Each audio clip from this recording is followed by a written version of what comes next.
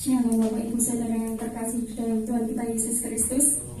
Selamat sore, selamat kita beribadah pada Tuhan. Sebelumnya kita akan berdoa terlebih dahulu.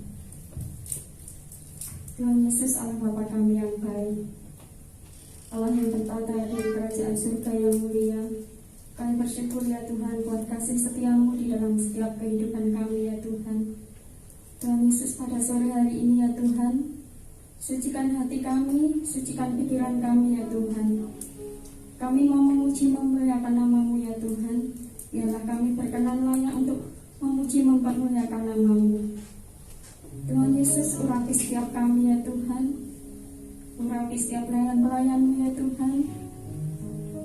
Urapi setiap puji-pujian yang akan kami naikkan ya Tuhan. Biarlah boleh mempermuliakan nama-Mu ya Yesus. Hanya di dalam satu nama Tuhan kami, Yesus Kristus, kami akan mulai ibadah sore hari ini. Haleluya, amin. Bapak Ibu Saudara, kita akan menyiapkan hati kita untuk kita memasuki ruang kudusnya Tuhan, untuk kita datang kepada Tuhan, untuk kita menyembah Tuhan. Kita akan pujikan pujian memasuki ruang Maha Kudus.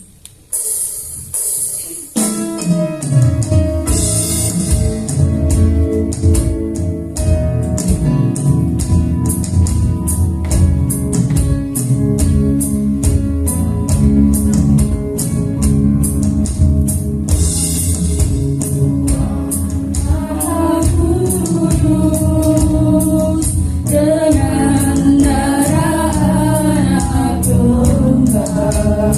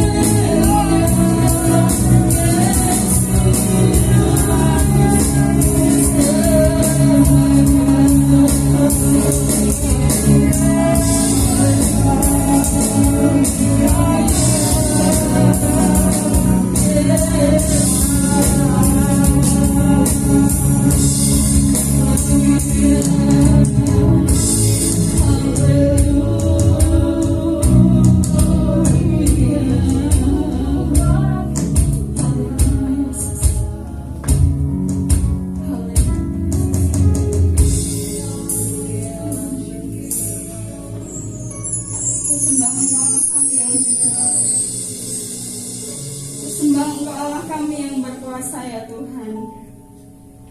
Terima kasih ya Tuhan Yesus.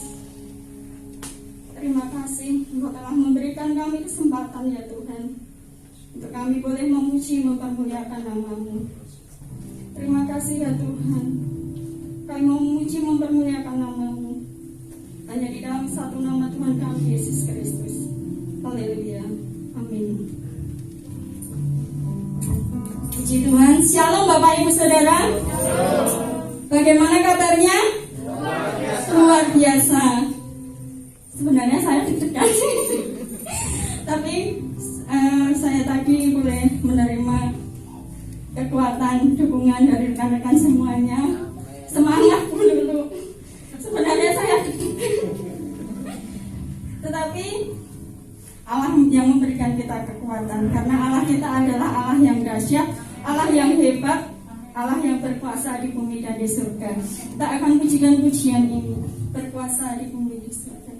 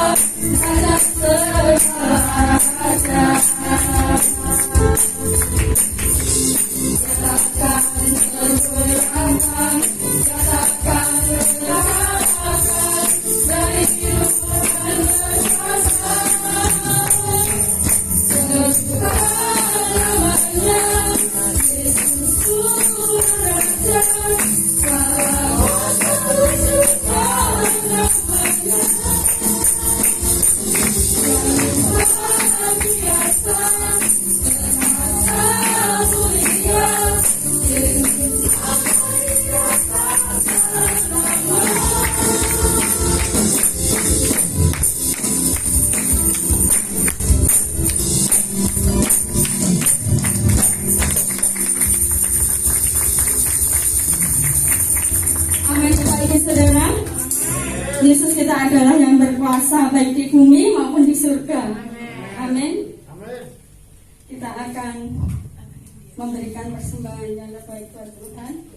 Saya mohon yang bertugas untuk maju ke depan.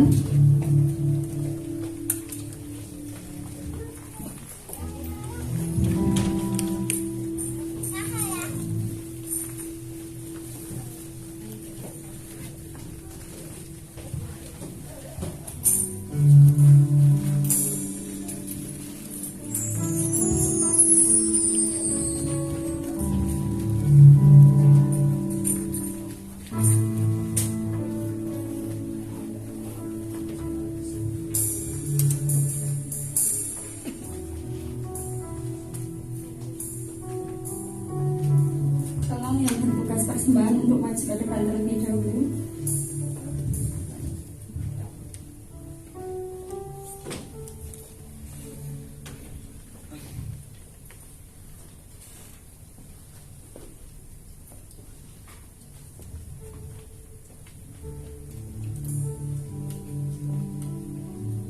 Saya mohon dengan hormat Mbak Nia untuk berdoa. Nita. Mari kita berdoa. Bapa dalam kerajaan Kami, ya, terima kasih untuk kesempatan sore malam hari ini kami dapat berkumpul di sini. Tuhan, kami berkumpul di sini bukan karena suatu kebetulan, tapi ini semua karena kemurahan Tuhan. Tuhan, kami telah memuji dan memuliakan nama-Mu. Kalau sebentar kami akan memberikan persembahan kami, Tuhan. Kiranya Tuhan akan berkati setiap tangan-tangan yang memberi. Kiranya Tuhan berkenan atas setiap persembahan kami. Hanya dalam nama Tuhan Yesus kami sudah berdoa dan kita bersyukur. Haleluya. Amin. Amin. Kita akan iringi dengan pujian Ubawa dan syukur.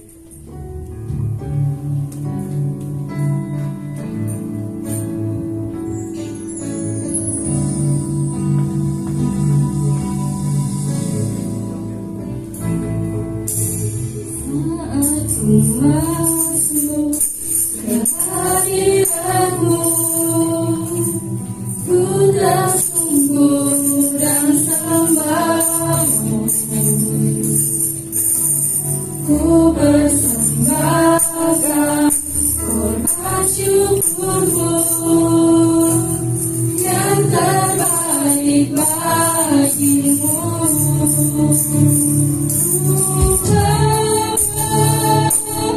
Korban syukur tersembah kudus-Mu Tuhan,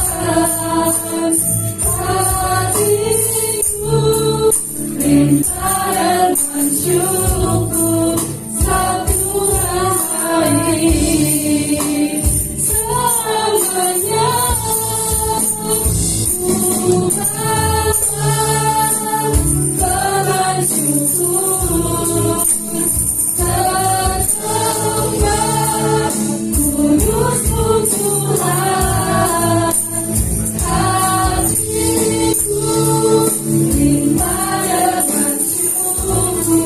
Satu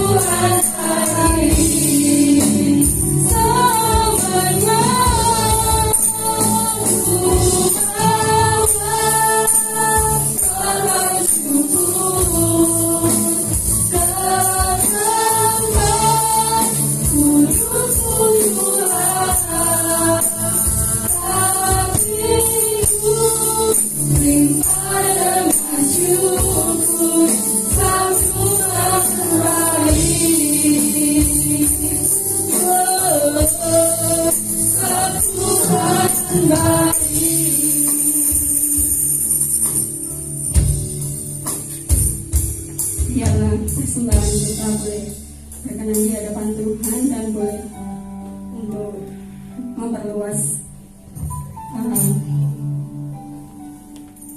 pelayanan di gereja ini. Kita akan mempersiapkan hati kita untuk mendengarkan firman Tuhan. Saya undang Bapak Ibu Saudara untuk bangkit berdiri untuk menghormati firman Tuhan. Segala perkara dapat kutanggung di dalam Dia. Kita akan pujikan pujian ini.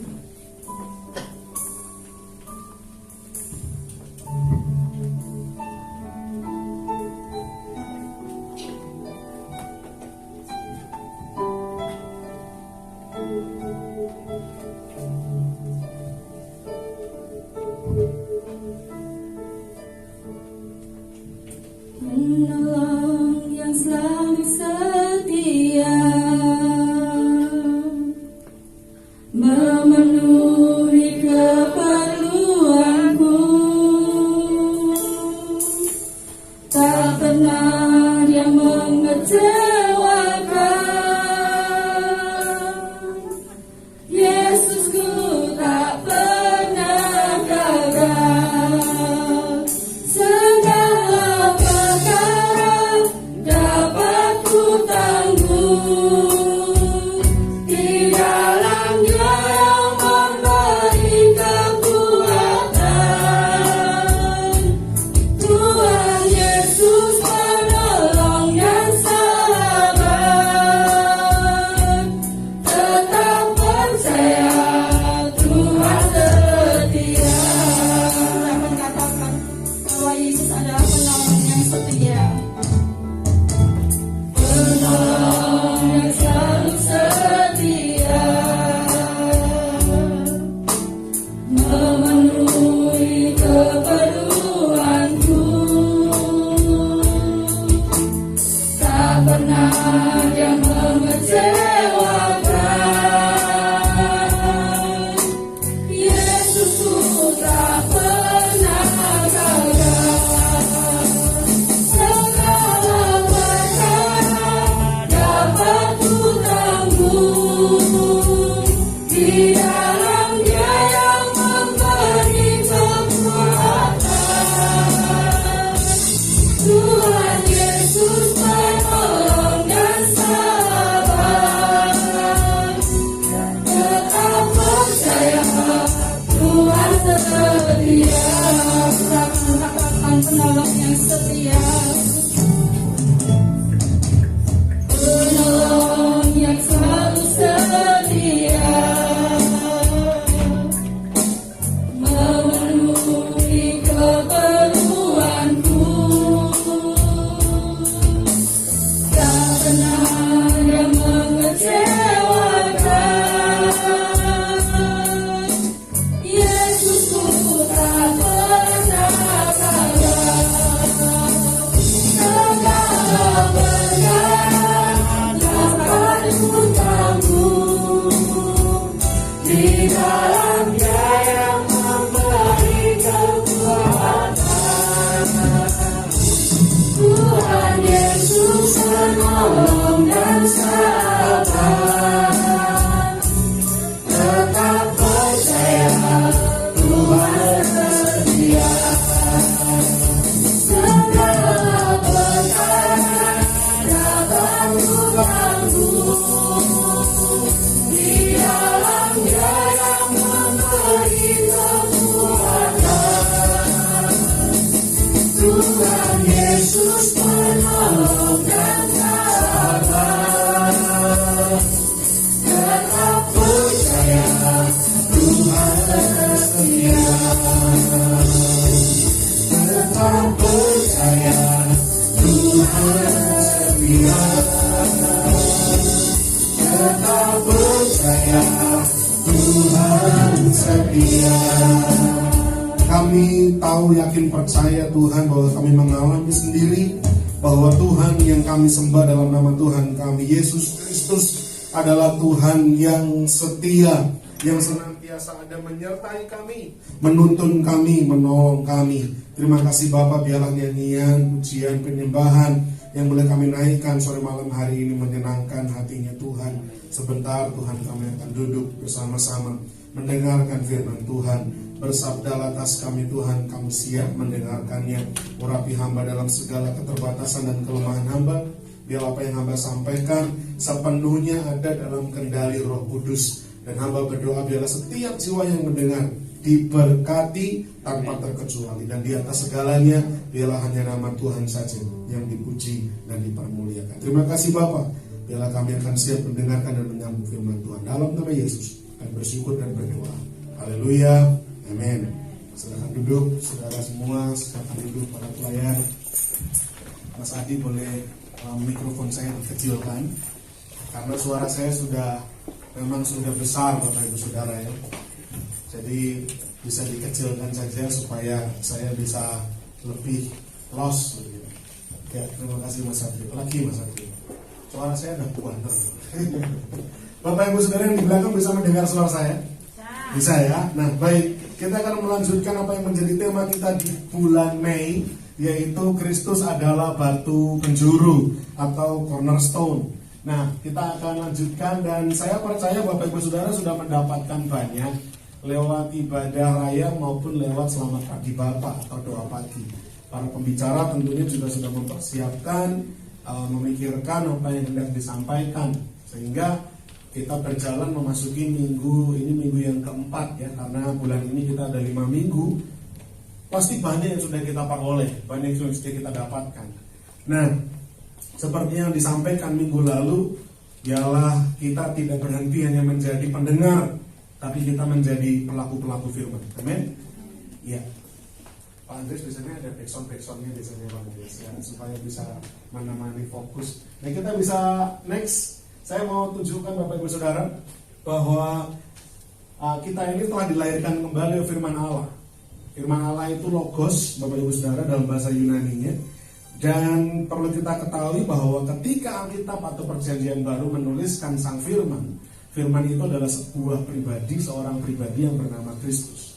Ya, kalau Yohanes pasal 1, Bapak Ibu Saudara membaca, pada mulanya adalah firman, dan firman itu bersama-sama dengan kita, dan firman itu adalah Kristus sendiri. Ya, nah kita ini telah dilahirkan kembali oleh firman Allah, yaitu Kristus sendiri yang hidup dan yang kekal. Seberapa percaya bahwa Kristus yang kita sembah adalah Allah yang hidup, boleh angkat tangan tinggi. Seberapa yang percaya dan meyakini bahwa Allah yang kita sembah Allah yang hidup. Amin. Nah, Allah yang kita sembah Allah yang hidup sepakat sesuai selaras dengan yang sudah kita bahas beberapa waktu yang lalu, bahwa Kristus adalah batu yang hidup. Batu yang hidup. Ya, kita sudah belajar beberapa waktu yang lalu, Zao artinya hidup, aktif, ya, dia ampuh, mujarab. Nah, itu Zao. Nah, Kristus adalah Allah yang hidup dan Allah yang kekal. 1 Petrus 1 ayat 23 bilang begini Bapak Ibu Saudara, karena kamu telah dilahirkan kembali bukan dari benih yang fana, tetapi dari benih yang tidak fana oleh firman Allah yang hidup dan yang kekal, artinya oleh Kristus. Dalam Alkitab bahasa Indonesia masa kini dituliskan demikian, sebab melalui sabda Allah yang hidup dan yang abadi, kalian sudah dijadikan manusia baru yang bukannya lahir dari manusia, melainkan dari Bapa yang abadi. Kalau kita ingat pada waktu Kristus hidup, Yesus Kristus pernah bercakap-cakap dengan seseorang yang bernama Nikodemus. Nikodemus ini pernah tanya sama Tuhan, bagaimana supaya seorang itu bisa beroleh hidup kekal, bisa selamat, bagaimana? Ya, dan jawabannya Kristus adalah bahwa dia harus dilahirkan kembali. Nikodemus bingung, gimana caranya manusia dilahirkan kembali? Apakah dia harus masuk kembali ke rahim ibunya? Tidak. 1 Petrus 1 ayat 23 bilang bahwa kita dilahirkan kembali bukan dengan benih yang fana. Kita tidak berarti mengalami lahir kembali, tidak secara manusia, tetapi dilahirkan kembali dari Bapa yang abadi, dari Allah yang kita sembah yang bernama Kristus. Next. Sebagai manusia yang baru, Rasul Petrus memberikan penekanan nanti ya di pasal yang kedua yang kita sering baca kemarin Bapak Ibu Saudara. Rasul Petrus memberikan penekanan tentang bagaimana kita harus menjaga hidup sebagai manusia baru.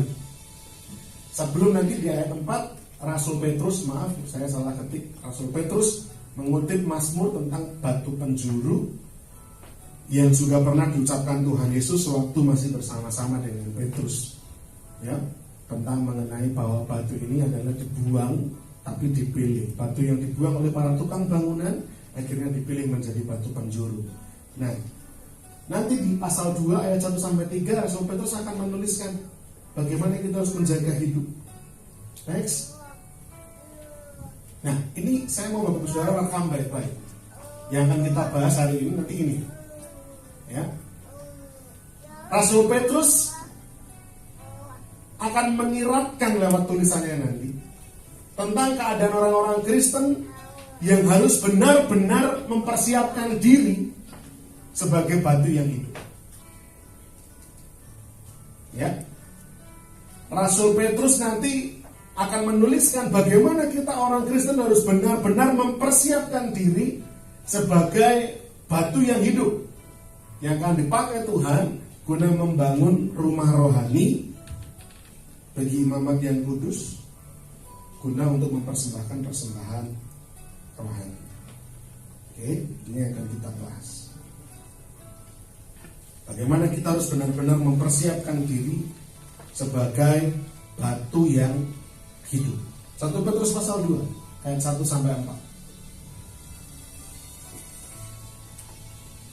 Ya.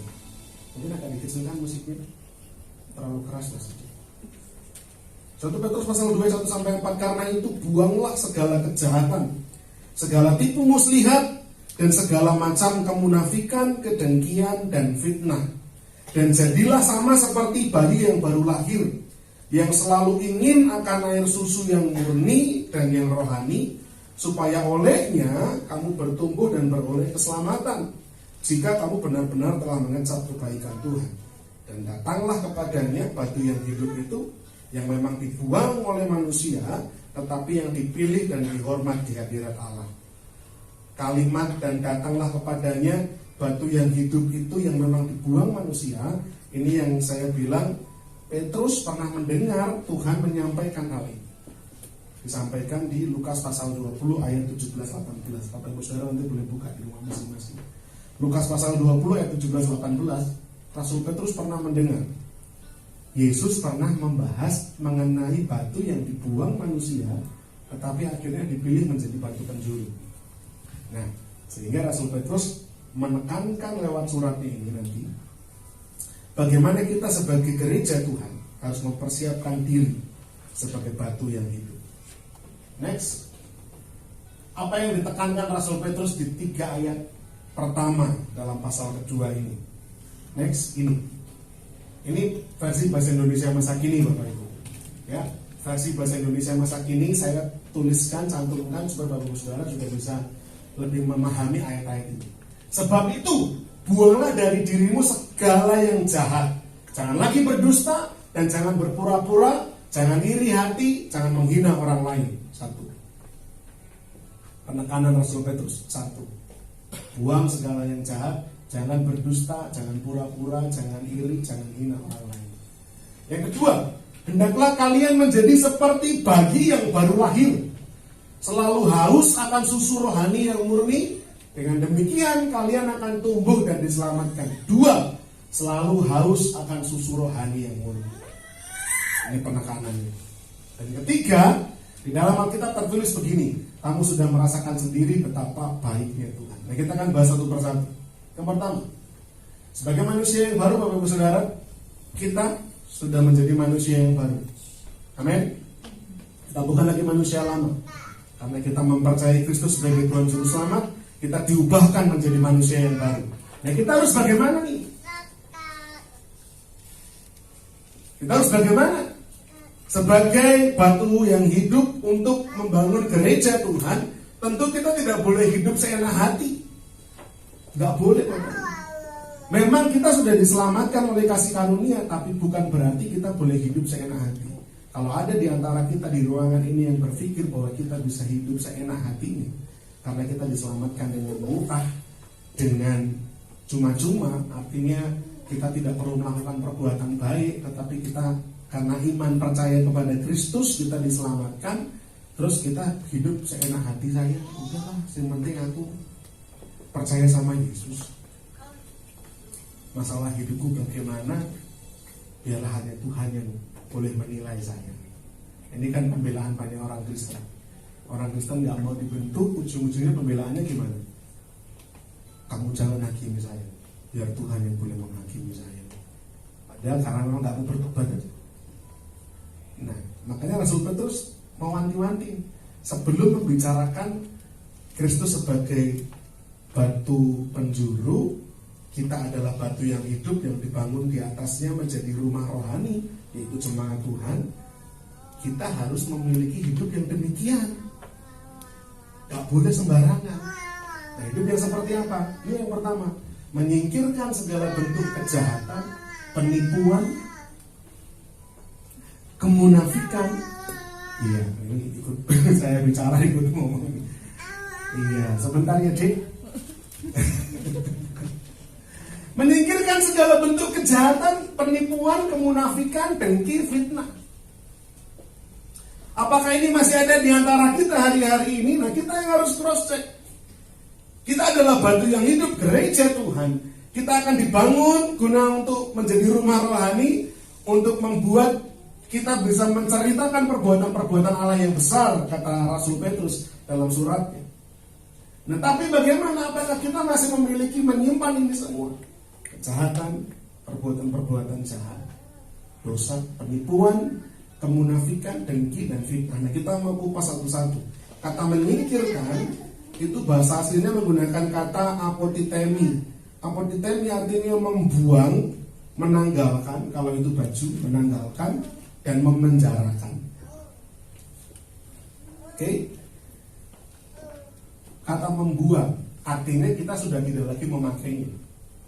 Kita sudah tidak lagi membutuhkannya. Makanya Bapak Ibu Saudara membuang. Setuju? Halo?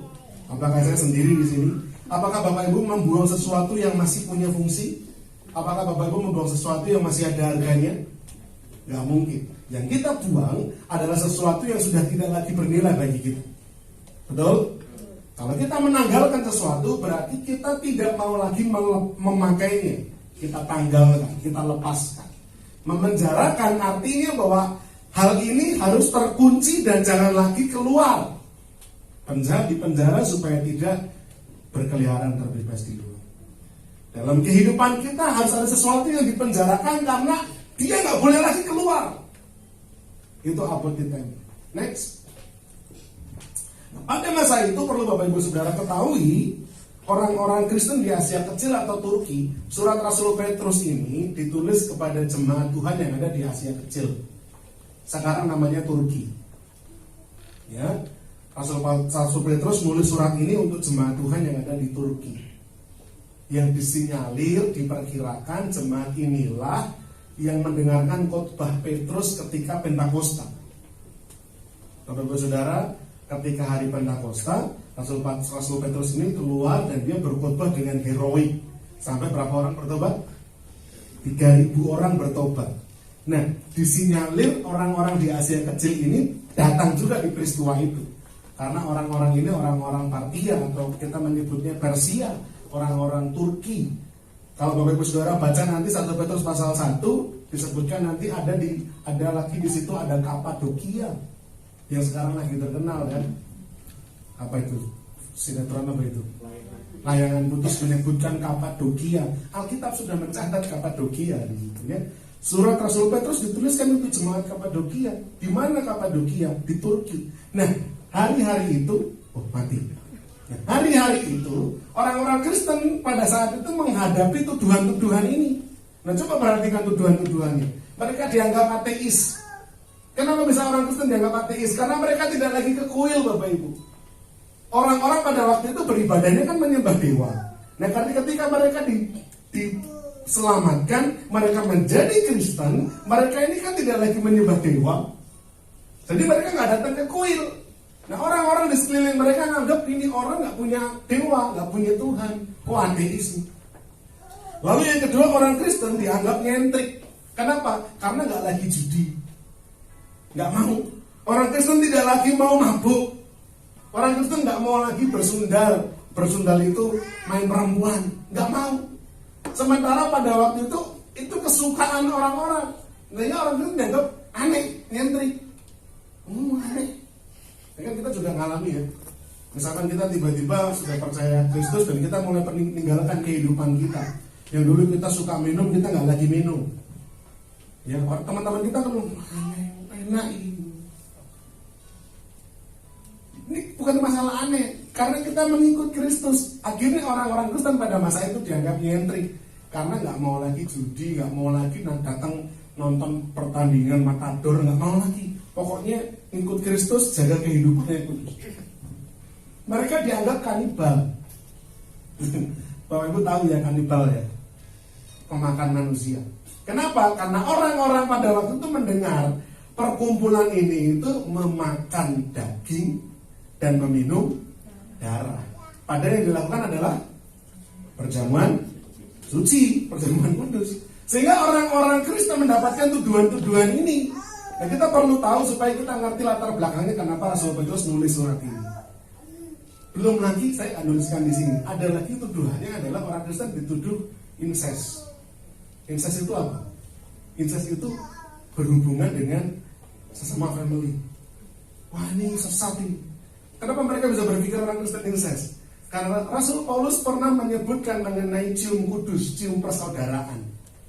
Sehingga orang-orang Kristen mendapatkan tuduhan yang aneh-aneh. Mungkin Bapak Ibu Saudara mungkin juga pernah mengalami itu. Kok mau aneh orang perjamuan? Inilah tubuh yang dipecah-pecahkan. Wah, makan tubuh, minum darah vampir berarti. Karena kan mereka nggak tahu. Ya kan? Mereka nggak tahu. Lalu karena kita menjaga hidup kita kudus, kita dijauhi. Wah, nyentrik, orang Kristen aneh. Anak-anak muda sering kan mendapatkan perlakuan kayak gitu ya. Wah, saya ini soal suci pengen jadi pendeta gitu kan. Padahal kita yang bener loh. Tapi kita yang dianggap aneh. Orang-orang Kristen di Asia Kecil di Turki pada waktu itu mendapatkan perlakuan ini. Nah, makanya Rasul Petrus tadi nulis yang pertama, jangan ada kejahatan, jangan ada dengki, jangan ada ini itu. Kenapa? Karena gini, wong kamu baik aja, kamu difit. Nah, apalagi gue memang punya kejahatan, kamu dengki, kamu fitnah, apalagi kita jadi bulan-bulanan. Nah, Bapak Ibu Saudara, sama halnya saya akan mengatakan hal ini kepada jemaat Tuhan di MCC. Bapak Ibu, saya mohon jaga kehidupan kita. Kita baik aja, kita ini jadi sasaran fitnah dari orang-orang yang tidak menyukai pengikut Kristus. Apalagi kita ngawur. Makanya Rasul Petrus, jaga baik-baik kehidupanmu. Jangan ada kejahatan, penipuan, kemunafikan, dengki, dan fitnah. Satu alasannya, wong kita baik saja mereka memfitnah kita, apalagi kalau kita melakukan ini semua. Yang pertama itu. Alasan kedua Rasul Petrus tuliskan hal ini adalah supaya ini bisa meredam fitnah mereka. Mereka bilang kita ini kanibal. Orang-orang Petrus ngomong sama orang-orang Asia Kecil. Padahal kan tidak, ini perjamuan kudus. So, redam fitnah mereka, redam kebencian mereka. Dengan cara apa? Dengan kita melakukan apa yang baik. Next, kalau orang Kristen tidak menjaga dengan benar kehidupan manusia rohani mereka, maka terlebih lagi pandangan dan tuduhan orang kepada orang-orang percaya. Nah, ini next, ada ayat-ayat yang Rasul Petrus tuliskan. Bapak Ibu Saudara perhatikan. Dan siapakah yang akan berbuat jahat terhadap kamu jika kamu rajin berbuat baik? Mulai nangkep ya benang merahnya ya. Orang-orang Asia Kecil, orang-orang Turki mendapatkan tuduhan fitnahan aneh, nyentrik, kanibal, ateis, incest gitu kan. Dari ketidakpahaman mereka akan kekristenan. Rasul Petrus bilang, siapakah yang akan berbuat jahat terhadap kamu jika kamu rajin berbuat baik? Tetapi sekalipun Artinya walaupun kita berbuat baik tapi toh tetap ada yang gak suka, tapi sekalipun kamu harus menderita juga karena kebenaran, kamu akan berbahagia. Sebab itu janganlah kamu takuti apa yang mereka takuti, dan janganlah gentar. Next. Ayat berikutnya, tetapi kuduskanlah Kristus di dalam hatimu sebagai Tuhan, dan siap sedialah pada segala waktu untuk memberi pertanggungan jawab kepada tiap-tiap orang yang meminta pertanggungan jawab dari kamu tentang pengharapan yang ada padamu. Tetapi haruslah dengan lemah lembut dan hormat, dengan hati nurani yang murni, supaya mereka yang memfitnah kamu karena hidupmu yang saleh dalam Kristus menjadi malu karena fitnahan mereka itu. Mulai nangkep ya? Kenapa Rasul Petrus menekankan jangan ada kejahatan, jangan ada dengki, jangan ada penipuan, jangan ada kemunafikan. Satu, supaya kita menjaga hidup kita tetap baik di hadapan lawan-lawan yang memfitnah kita. Yang kedua, supaya mereka ketika nanti mereka meminta pertanggungjawaban tentang pengharapan kita. Ini bahasanya Rasul Petrus. Sebenarnya Rasul Petrus itu kalau ngomong belak-belakan Bapak Ibu sebenarnya. Tapi bahasanya kok jadi mirip-mirip kayak Rasul Paulus, karena makanya tadi saya bilang saya agak kepleset Rasul Paulus. Karena Rasul Petrus di surat ini itu nulisnya dibantu sama Silas namanya. Silas ini rekan seperjalanan Rasul Paulus. Nanti surat 2 Petrus disinyalir Rasul Petrus sendiri yang menulis. Makanya gaya bahasanya beda. Ya. Nah, makna kalau ada orang-orang yang meminta pertanggungjawab dari kamu tentang pengharapan yang ada padamu, itu maksudnya apa? Kalau ada yang nanya, Kristen ini piye toh? Mosok Kristen kok makan daging? Bapak Ibu bisa jawab. Kanibal berarti? Oh enggak, gini loh. Nunggu saya tak ceritani. Itu Rasul Petrus menekankan seperti itu. Kalau suatu kali saat orang-orang di Kapadokia, anggaplah Kapadokia, ditanya sama temennya, katanya Kristen itu kanibal ya, makan tubuh, minum darah, wah sesat itu. Nah, orang-orang murid-murid Kristus yang di Kapadokia bisa jawab, sik, nunggu sih, ini loh. Kami itu punya yang namanya perjamuan suci. Perjamuan suci adalah bagaimana kami memperingati korban Kristus. Sing tak makan itu roti, yang saya minum itu anggur.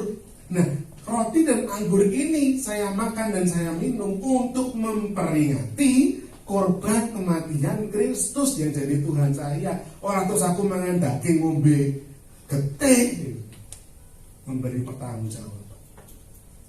Wah, katanya orang Kristen itu incest. Mosok cium kudus, sik ngene. Cium kudus itu maksudnya cium persaudaraan. Ya, laki-laki dengan laki-laki, cipika-cipiki, cium tangan. Kalau Bapak Ibu Saudara suka lihat film, ya, maka gambaran kebudayaan Timur Tengah sana yang sampai sekarang juga masih dilestarikan oleh saudara-saudara kita Muslim. Kalau ketemu itu yang lebih muda cium tangan, bahkan nggak cuma cium tangan, bahkan sampai cipika, cipiki, peluk. Itu cium persaudaraan namanya. Yang masih melakukan seperti ini gereja-gereja timur. Nah, kita ini kan kekristenan kita di Indonesia ini kan terpengaruhnya gereja-gereja barat, gereja Katolik, gereja Protestan, Metodis, Baptis. Tapi yang melakukan seperti ini gereja timur, gereja Ortodok. Kalau Bapak Ibu Saudara tahu yang masih seperti pakai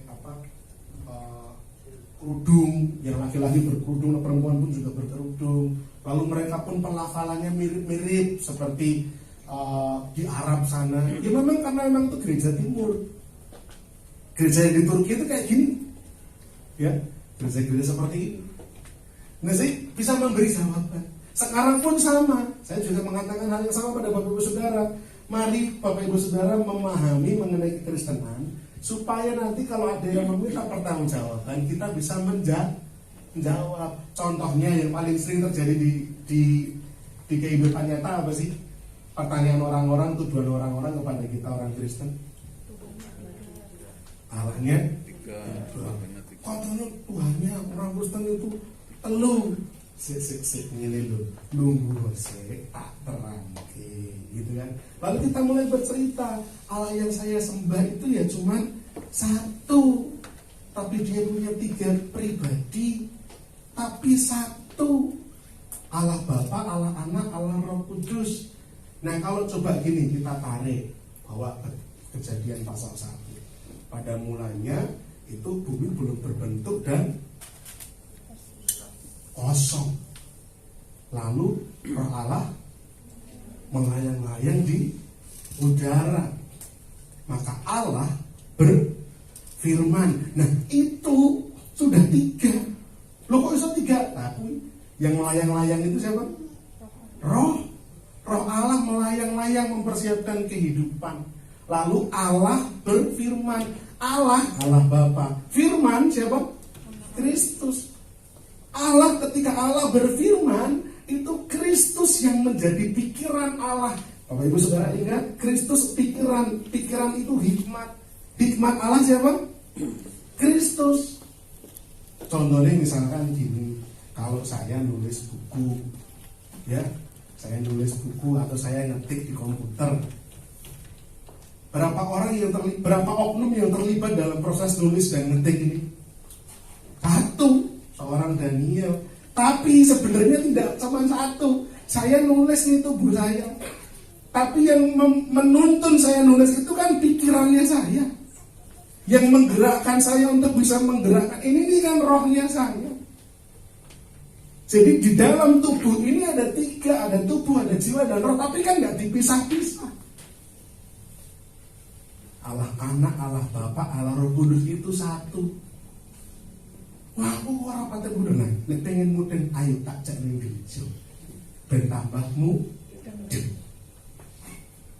Kita harus bisa memberi pertanggungan jawab, tapi dengan lemah lembut dan hormat. Bukan terus, wah aku nanti gue, ayo, siji, telu, orang siji, ayo, lah ya gak boleh ikut. Dijawab dengan apa yang Bapak Ibu Saudara paham. Allah yang kita sembah memberikan kita hikmat untuk bisa memberi pertanggungan jawab atas apa yang kita harapkan, pengharapan yang ada pada. Oke, Efesus 4 ayat 21-24. Karena kamu telah mendengar tentang Dia dan menerima pengajaran di dalam Dia menurut kebenaran yang nyata dalam Yesus, yaitu bahwa kamu berhubung dengan kehidupan kamu yang dahulu harus menanggalkan apotitemi, bahasanya sama, menanggalkan manusia lama yang menemui kebinasaannya oleh nafsunya yang menyesatkan, supaya kamu dibaharui di dalam roh dan pikiranmu dan mengenakan manusia baru yang telah diciptakan menurut kehendak Allah di dalam kebenaran dan kekudusan yang sesungguhnya. Next, nah, kita wajib membuang, menyingkirkan, menanggalkan manusia lama yang penuh dengan pikiran yang jahat dan busuk. Pikiran yang jahat dan busuk kita buang, kita singkirkan, kita tanggalkan. Kepalsuan, kelicikan, kebohongan kita tanggalkan. Kemunafikan, ketidaktulusan hati, di depan baik, di belakang ngerasani. Nah itu kan namanya kemunafikan. Di depannya gagih-gagih, di belakangnya gitu kan, getem-getem. Itu namanya kemunafikan. Mari kita hidupi ketulusan hati.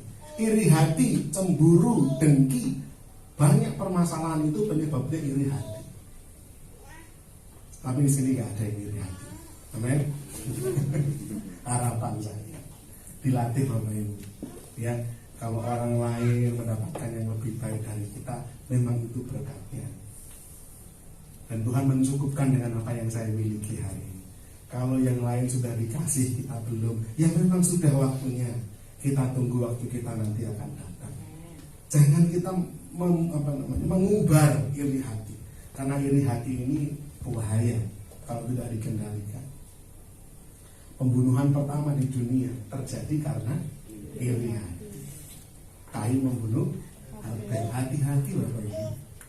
Ya, iri hati ini kayaknya sepele, tapi kalau kita terus menyimpan dan kita mengumbarnya, bahaya. Fitnah, berita bohong. Kalau belum tahu kebenarannya, jangan ikut ngumbar-ngumbar. Kalau belum tahu cerita yang sebenarnya, jangan kita sebarkan. Itu namanya fitnah. Itu namanya berita bohong, kabar burung, gosip, digosip.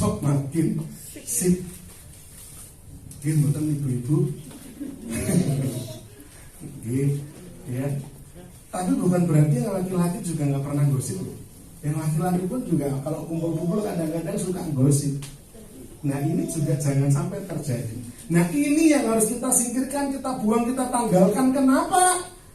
Tadi karena kita baik saja, pandangan orang itu seringkali keliru. Apalagi kalau ini masih kita pakai. Rasul Petrus bilang, usahakanlah kamu berbuat rajin tentang kebaikan. Rajinlah berbuat baik, supaya jangan ada yang berbuat jahat sama kamu. Tapi toh kalau kamu sudah berbuat baik dengan rajin, tetap saja ada yang membuatmu menderita. Anggaplah itu sebagai kasih karunia. Karena Kristus pun mengalami hal yang sama. Pontius Pilatus bilang, aku tidak menemukan satu kesalahan pun padanya. Wis asakmu membu apake, tapi aku tidak ikut campur. Lalu Pontius Pilatus mencuci tangannya. Ya kan? Bapak Ibu Saudara, mari kita siap. Walaupun kita sudah baik, ada yang gak suka sama kita, ada yang mungkin berpikiran buruk sama kita, ya sudah, doakan saja. Jangan dibalas. Tidak mudah memang, tapi Roh Kudus yang akan memampukan kita. Rasul Petrus ingatkan, singkirkan segala kejahatan, pikiran-pikiran yang jahat, busuk, kepalsuan, kelicikan, kemunafikan, iri hati, fitnah, semua ini kita singkirkan. Karena karakter manusia lama ini tidak akan bisa selaras, sejajar, sesuai dengan karakter Kristus yang adalah batu penjuru, batu sudut, patokan acuan kita. Bapak Ibu Saudara ingat ya, dulu kita minggu pertama membahas ini. Batu penjuru itu punya pengertian setidaknya 3. Yang pertama, dia menjadi pondasi yang kuat. Yang kedua, dia menjadi batu acuan supaya tembok-tembok yang lain dibangun sejajar, lurus, selaras dengan batu sudut. Ketiga, dia menjadi jaminan. Makin kuat batu penjuru, maka bangunan ini terjamin untuk kokoh. Oke? Nah, salah satunya adalah acuan. Nah, kalau karakter manusia lama masih kita pakai, gak bisa selaras dengan batu sudut. Kristus maunya kita lurus, tapi karena kita masih punya kedengkian, kita ini menceng, gak bisa dibangun menjadi rumah rohani yang bisa mempersembahkan persembahan rohani. Gak bisa. Kalau akhirnya kita memaksakan diri dengan karakter seperti ini, gereja Tuhan yang dibangun bukan gereja yang memuliakan Tuhan, tapi gereja yang memalukan umat Tuhan. Berantem sendiri, geger, pecah, rame. Wow. Belum lagi kalau nanti nyerang sana, nyerang sini, sikut sana, sikut sini. Tuhan tidak mau gereja sebagai perwakilan Allah masih mengenakan karakter-karakter manusia lamanya. Kamu, Rasul Petrus ingatkan, yang pertama, sebelum nanti kamu dibangun menjadi rumah rohani, mempersembahkan persembahan rohani, yang pertama, tanggalkan segala manusia lama. Yang kedua, gereja harus fokus, manusia baru kita harus fokus merindukan makanan rohani yang murni. Makanan rohani yang murni. Perhatikan 2 Petrus pasal 2 ayat 1 sampai 3. 2 Petrus pasal 2 ayat 1 sampai 3. Sebagaimana nabi-nabi palsu dahulu tampil di tengah-tengah umat Allah, demikian pula di antara kamu akan ada guru-guru palsu. Mereka akan memasukkan pengajaran-pengajaran sesat yang membinasakan. Bahkan mereka akan menyangkal penguasa yang telah menebus mereka. Dengan jalan demikian segera mendatangkan kebinasaan atas diri mereka. Banyak orang akan mengikuti cara hidup mereka yang dikuasai hawa nafsu, dan karena mereka jalan kebenaran akan dihujat. Dan karena serakahnya guru-guru palsu itu akan berusaha mencari untung dari kamu dengan cerita-cerita isapan jempol mereka. Tetapi untuk perbuatan mereka itu hukuman telah lama tersedia, dan kebinasaan tidak akan tertunda. Sekilas saja, next, Bapak Ibu Saudara, beberapa pengamat teologi, saya ngambil ini kan dari 2 Petrus. Tadi bacaan kita pertama kan 1 Petrus. Beberapa teolog masih memperkirakan tulisan ini bukan Rasul Petrus, karena gaya bahasanya beda. Tadi saya sebutkan. Jadi nanti kalau ada yang ngomong, wah surat 2 Petrus itu tidak ditulis oleh Petrus, Bapak Ibu Saudara bisa tahu gambaran itu. Ada yang beranggapan seperti itu, karena gaya bahasanya lain. Tapi kenapa tetap dimasukkan menjadi surat 2 Petrus namanya? Karena akhirnya disepakati yang nulis tetap kembali Petrus. Gaya bahasanya beda karena yang satu dibantu oleh Silas, yang satu ini surat 2 Petrus kemungkinan ditulis oleh beliau sendiri, Rasul Petrus. Gaya bahasanya lebih belak-belakan. Kalau Silas karena sering main kumpul nemani Paulus penginjilan, gaya bahasanya lumayan tinggi. Ya. Nah, sekilas saja. Nah, di 2 Petrus pasal 2 sampai 3 tadi, next, Andreas. Next lagi. Di 2 Petrus pasal 2 1 sampai 3 pembaca diingatkan untuk berhati-hati terhadap ajaran-ajaran palsu dari nabi-nabi dan guru-guru palsu. Sehingga Rasul Petrus mengingatkan, rindukanlah ajaran atau makanan rohani yang murni. Sudah diwanti-wanti. Hati-hati, akan ada nabi-nabi palsu, akan ada guru-guru palsu yang menyesatkan. Ya. Hari-hari ini ada banyak. Kalau kita nggak berhati-hati, hari-hari ini banyak. Beberapa waktu yang lalu, saya dengan rekan-rekan hamba Tuhan kami diskusi sekilas gitu. Ini konon, saya sendiri belum menemukan fakta secara jelas artikelnya. Tapi yang cerita dengan kami ini dia dengar langsung dari yang pernah ditawari. Jadi ditawari oleh seseorang ini konsultan gereja. Jadi sekarang ada konsultan gereja. Jadi kalau ada yang mau berintisan gereja seperti MCC ini ada konsultannya. Gerejanya lokasinya di mana? Lalu disurvei. Kira-kira ini penduduknya padatnya menengah ke bawah apa menengah ke atas? Lokasi paling strategis di mana? Dibantu, ada konsultannya. Saya nggak tahu Pak Andreas dengan rekan-rekan HG sudah pernah dengar itu. Nah gimana? Kita mau sewa? Mau menawa Bapak Ibu Saudara tertarik? Kita sewa. Tapi harganya lumayan. Sekitar katanya 2 miliar. Nah mendingan buat bangun gereja sekalian ya. Benar nggak Bapak Ibu Saudara? Bahkan orang-orang ini bisa menjamin nantinya jemaat yang akan masuk itu tipe yang seperti apa. Yang nanti kira-kira penghasilannya sekian, disaring. Pokoknya Bapak Pendeta terima jadi. Nah gimana? Siapa yang berminat? Kita mungkin survei. Kalau Bapak Ibu berminat, kita datangkan konsultannya. Berhubung MCC sedang merintis kosong gini, gimana? Menarik loh itu. Menarik. Tapi apakah yang seperti itu betul-betul berkenan di mata Tuhan? Bapak Ibu Saudara, hari-hari ini bukan pemandangan yang langka. Bapak Ibu akan menjumpai para pendeta yang harga jam tangannya bisa beli 2 rumah. Ya enggak apa-apa, diberkati. Ya bener juga sih. Pengurusannya beliau juga mau pakai jam harga berapa gitu ya.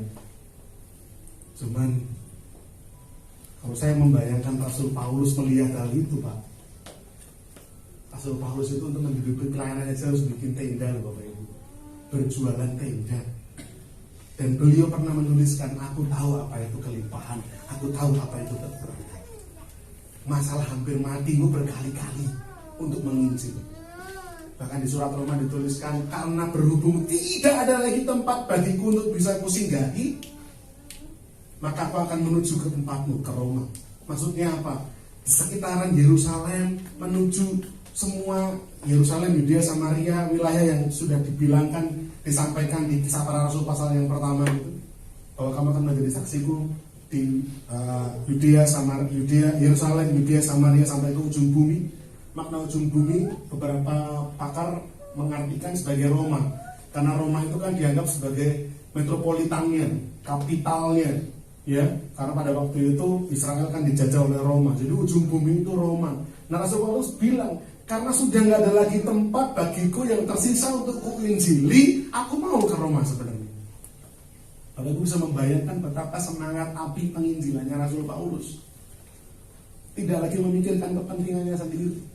Beliau bilang segala sesuatu yang dahulu kau anggap keuntungan, sekarang kau anggap sampah. Beberapa hamba Tuhan mungkin kalau khotbah sambil gini gitu kena lampu mencelap Bapak Ibu. Saya tidak iri, tidak. Lu pasti nggak mau tuh dikasih harga segitu. Kalau saya dikasih tak jual Bapak Ibu. Mungkin dia buat beli tanah lah ya.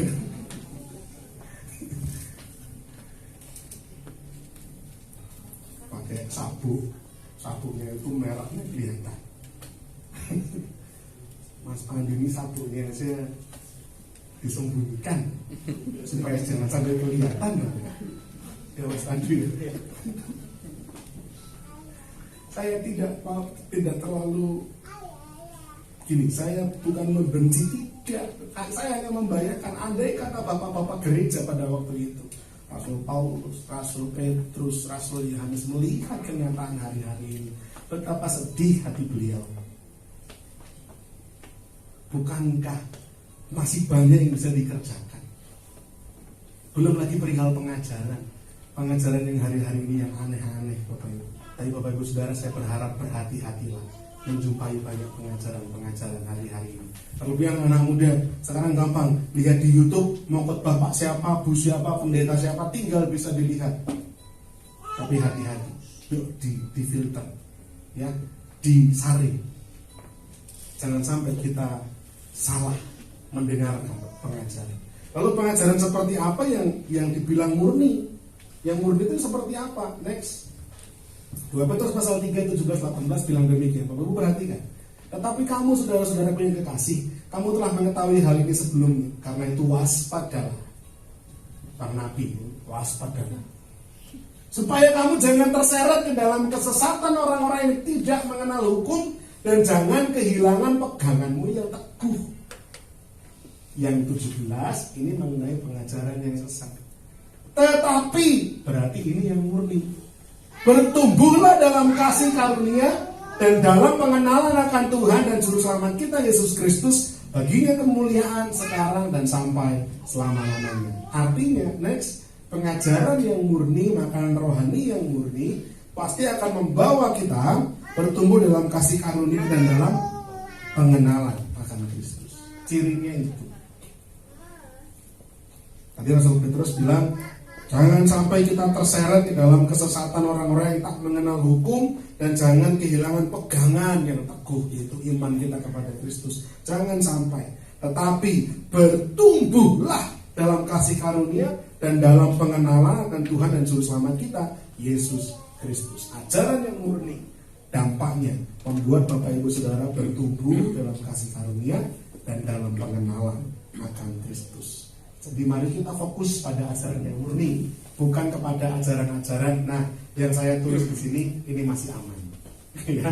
Ini nggak apa-apa kalau sampai kedengaran keluar, aman, ya. Nanti kalau pengen tahu ajaran-ajaran yang aneh-aneh, nanti setelah ibadah kita bisa ngobrol. Jangan sampai mengejar ajaran-ajaran yang membuat kita mengejar kenyamanan dunia, kekayaan, popularitas, pencapaian dunia. Ya, setiap minggu, setiap khotbah yang dikejar cuman kita mau pegang bahwa Tuhan akan memberkati limpah-limpah. Terus yang ditanamkan itu. 1 tahun berjalan, jemaatnya kok aku masih gini-gini aja ya. Lalu muncul dalam pikirannya, berarti aku tidak diberkati Tuhan. Karena yang diberkati Tuhan itu katanya limpah-limpah. Mulai bingung, undur, hilang. Hati-hati. Jangan kita menyenangkan telinga dengan mendengar yang ini humor, kata-kata indah, sanjungan, pujian yang menakut-nakutkan. Ajaran-ajaran seperti ini. Wah, kalau Daniel, Mas Daniel yang khotbah itu bosan nih, kayak nayat. Saya harap tidak demikian ya, kalau ibu rasa. Bokoyo kae lo, ini khotbahnya nangke lucu. Bapak Ibu kalau mau yang lucu, lihat stand up comedy, ya, atau lihat warkop DKI yang lama-lama Bapak Ibu ingkang sepuh, atau lihat film-film komedi apapun itu kalau mau yang lucu, ya, Mongol, itu stand up comedy yang Kristen itu, itu lucu itu, ya, jam mendengarkan ngomong mungkin ya melek tenang. 1 jam mendengarkan saya. Jadi kalau saya curiga ini Om Pandu ini nunggu tayangnya doa pagi gitu. Karena supaya bisa tidur. Karena selalu kalau telat tanya, loh ini nggak ada doa pagi. Pak Andres juga kadang nanya gitu. Mungkin karena dengar doa pagi dulu baru bisa tidur. Mungkin karena ayam ya, bukan karena terus nungguin firman buat obat tidur gitu ya. Saya berharap tidak demikian.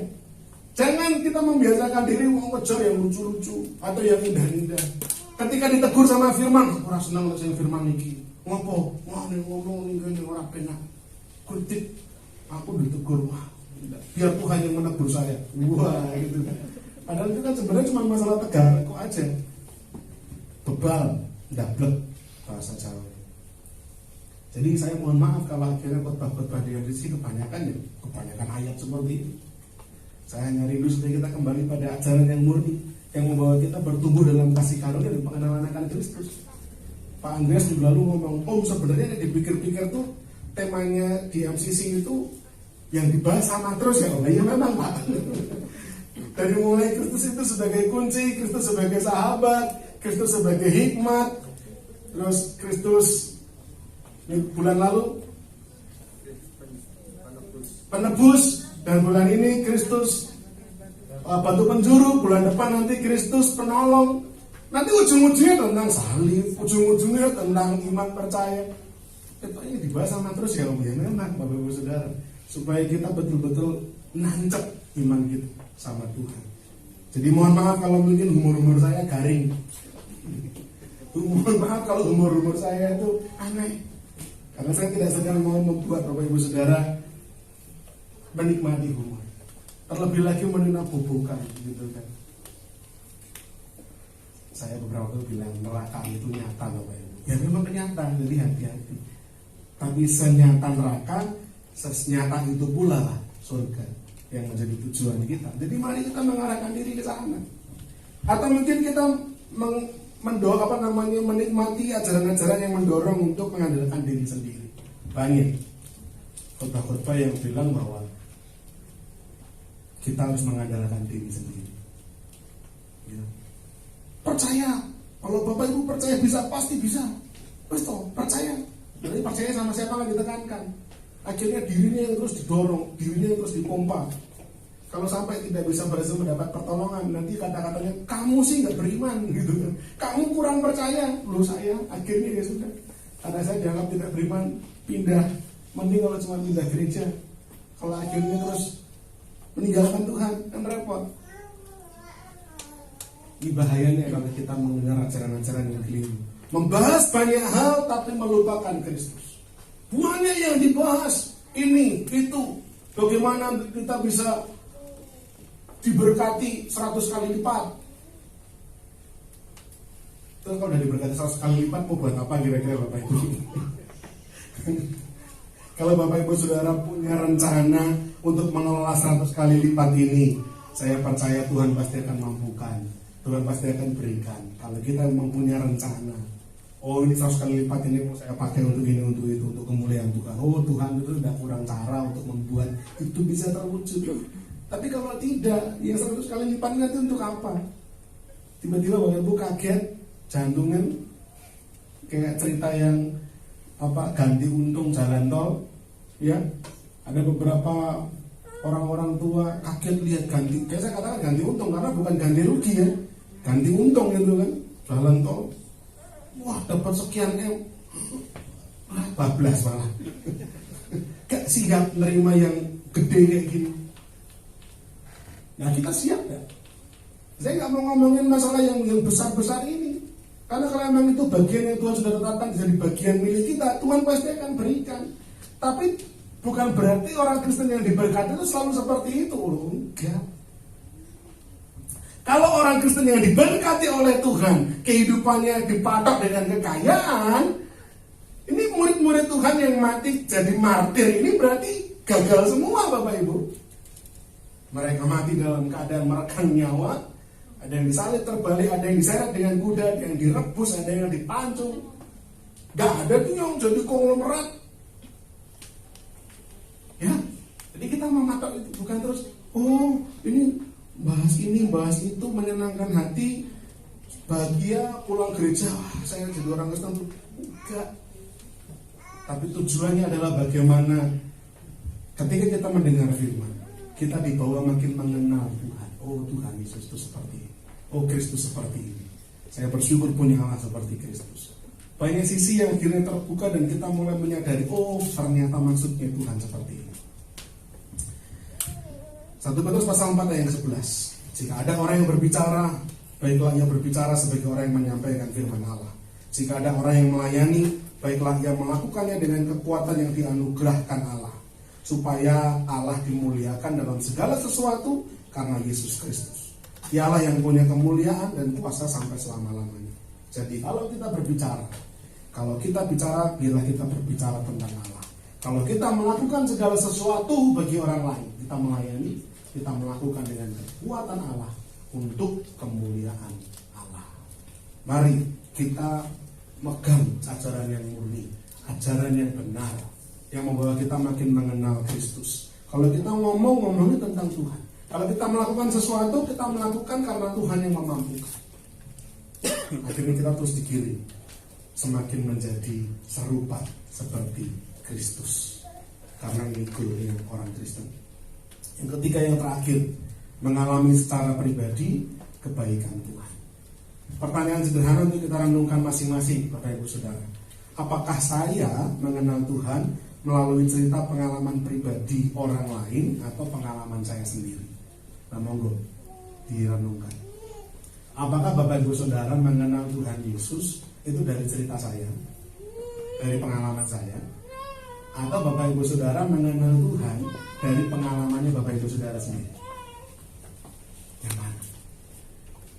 Kalau Bapak Ibu Saudara mengenal Tuhan dari pengalaman orang lain, mari kejar pengalaman mengenal Tuhan secara pribadi, bukan dari ceritanya orang lain. Ayub pada akhirnya berkata, sekarang aku mengenal engkau bukan lagi dari apa kata orang, tapi karena aku sungguh-sungguh mengalaminya sendiri. Saya menyampaikan banyak hal kepada Bapak Ibu Saudara.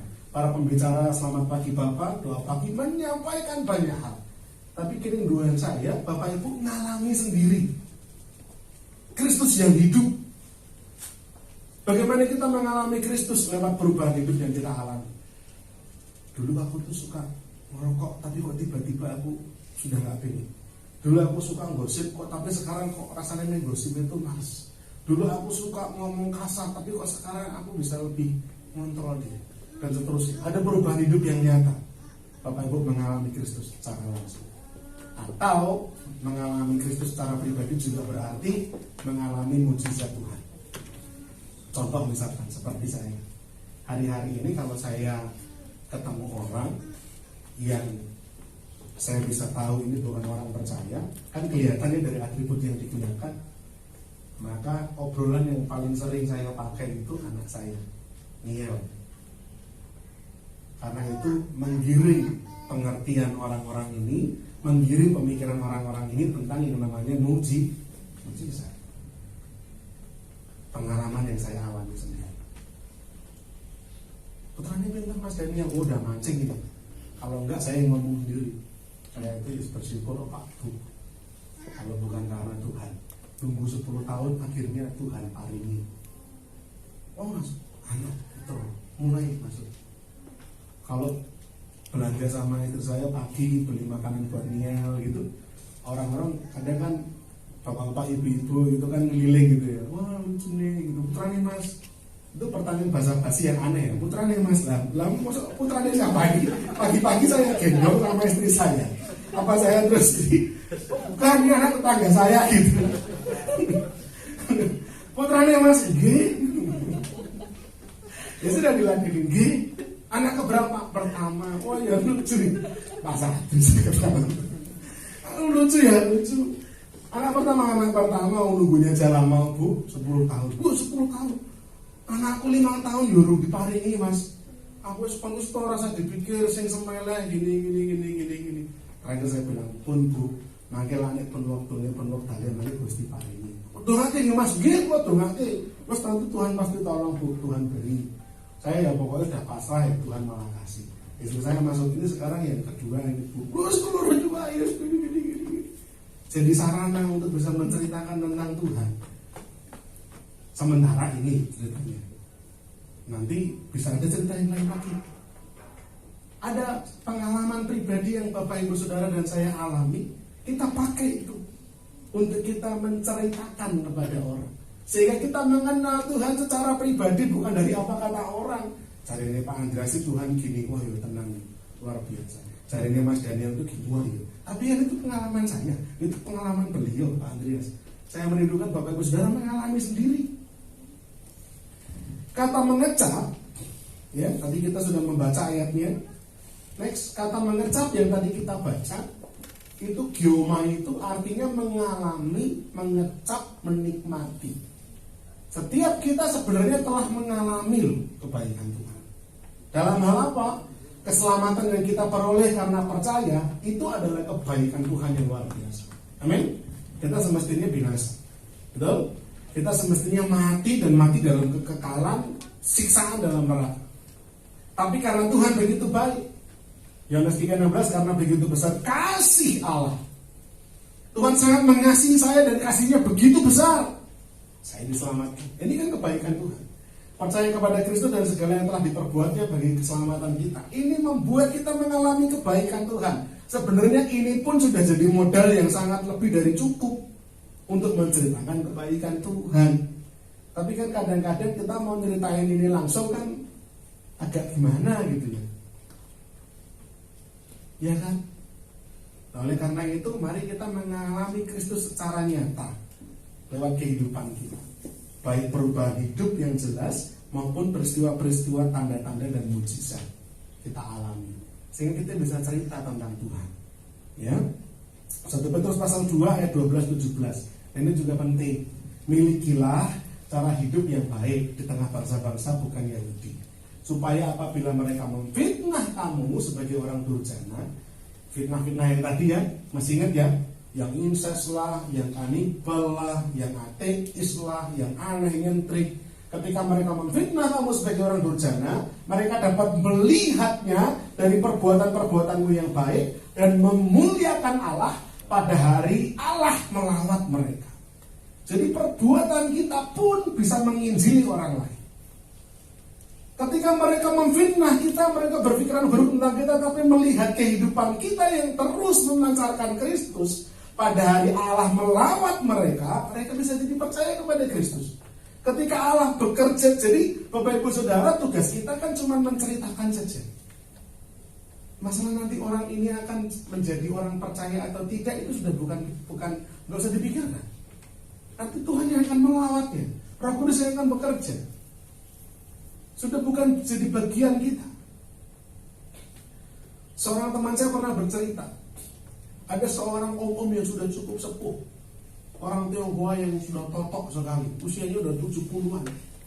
Udah banyak orang datang untuk menginjili om ini, engkong ini, tapi nggak percaya juga, menolak untuk percaya kepada Kristus.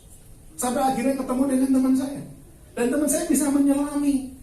Katanya ini kalau orang Kristen tuh, harus gini, harus gitu. Oh enggak om, gini loh om, Tuhan itu gini, dia bisa masuk dengan baik, tanpa akhirnya menimbulkan pertengkaran, tanpa akhirnya harus seakan-akan meninggalkan segala adat istiadat budaya, lalu akhirnya seakan-akan jadi orang yang dikucilkan begitu.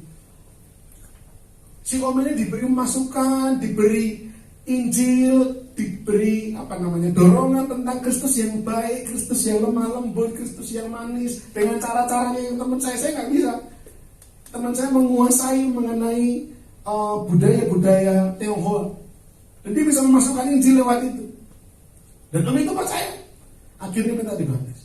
Nah tapi teman saya bilang gini, bukan saya yang sebenarnya membuat om ini percaya, saya ini cuma metik hasilnya. Nangkep ya? Sebenarnya benih itu sudah ditanam oleh orang-orang yang sebelumnya, yang ketika ngomong om ini nggak mau percaya, masuk nggak mau percaya, datang lagi orang lain om ini tetap ngeyel nggak mau percaya. Teman saya dilarangnya ngobrolnya gak nyambung, dia yang metik. Bapak Ibu Saudara, tugas kita intinya pokoknya menunjukkan Kristus, cerita tentang Kristus. Hidup kita memancarkan Kristus. Entah siapa nanti yang akan membuat orang-orang yang kita injili, orang-orang yang kita layani ini percaya kepada Kristus, itu sudah bukan bagian kita. Karena pada akhirnya kalau memang Allah melawat mereka, maka kita pun punya andil di dalamnya. Karena mereka melihat kegiatan, kehidupan, perbuatan kita. Tunduklah karena Allah kepada semua lembaga manusia. Tunduklah maksudnya tunduk kepada semua lembaga manusia, baik kepada raja, pemegang kekuasaan tertinggi, kepada wali-wali yang diutus untuk menghukum orang-orang yang berbuat jahat dan menghormati orang-orang yang berbuat baik. Ada lagi kah ayat di bawahnya? Sebab inilah kehendak Allah, yaitu supaya dengan berbuat baik kamu membungkam kepicikan orang-orang yang bodoh. Hiduplah sebagai orang merdeka dan bukan seperti mereka yang menyalahgunakan kemerdekaan itu untuk menyelubungi kejahatan-kejahatan mereka. Tetapi hiduplah sebagai hamba Allah. Hormatilah semua orang, kasihilah saudara-saudaramu, takutlah akan Allah, hormatilah raja. Ini penting. Banyak orang-orang Kristen karena kita jadi Kristen betul-betul nyentrik. Menurut saya kita boleh megang prinsip. Prinsip kebenaran harus kita pegang. Tapi jangan jadi orang yang aneh yang ngunci diri di rumah. Jangan jadi orang yang seakan-akan kita yang paling benar. Enggak. Rasul Petrus bilang, gini Bapak Ibu Saudara, kalau kita menikmati kebaikan Tuhan, harusnya yang keluar dari hidup kita juga kebaikan. Kalau kita mengecap manisnya Tuhan, harusnya yang keluar juga kemanisan. Anehnya orang Kristen, katanya mengecap kebaikan Tuhan, katanya Kristen, tapi yang keluar kok pahit. Yang keluar kok tawar. Aneh. Orang Kristen kan mengecap kebaikan Tuhan, menikmati kebaikan, harusnya yang mengalir keluar adalah kebaikan-kebaikan Tuhan. Menghormati semua orang, mengasihi saudara-saudara, takut akan Allah, hormat sama raja, pemerintah. Banyak orang-orang Kristen malah jadi aneh, ngunci diri di rumah, akhirnya sama orang-orang jadi nyentrik, berpandangan buruk. Saya juga tidak setuju dengan orang-orang yang terlalu vulgar, terlalu frontal ngomong di media sosial. Tidak suka saya Bapak Ibu. Orang-orang Kristen, pendeta-pendeta yang akhirnya juga jadi berantem sendiri dengan isu-isu yang ada sekarang ini. Ada pemuka agama lain yang dicekal sebuah negara. Lalu ada pendeta-pendeta yang lalu mulai nulis juga di medsos. Saya pikir nggak usah dibahas. Hormatilah semua orang. Jangan malah kita seakan-akan menunjukkan kita yang paling hebat, kita yang paling benar. Sudah, urusan kita ini sama Tuhan. Jangan ngurusi urusannya orang lain. Kita jadi Kristen kadang-kadang jadi aneh.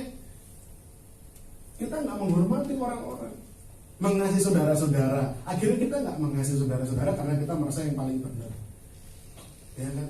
Saudara kita belum mau ke gereja, kita isunya ini loh, Mas, menurut ya coba malah dideketin. Bagaimana caranya supaya dia bisa mau ke gereja? Kita mengasihi saudara-saudara kita. Ini pun juga saudara-saudara kita. Menghormati, takut akan Allah, hormat sama raja, kepada pemerintah. Bapak Ibu Saudara, pemerintah itu ditunjuk sama Tuhan. Jangan kita ikut-ikutan campur-campur.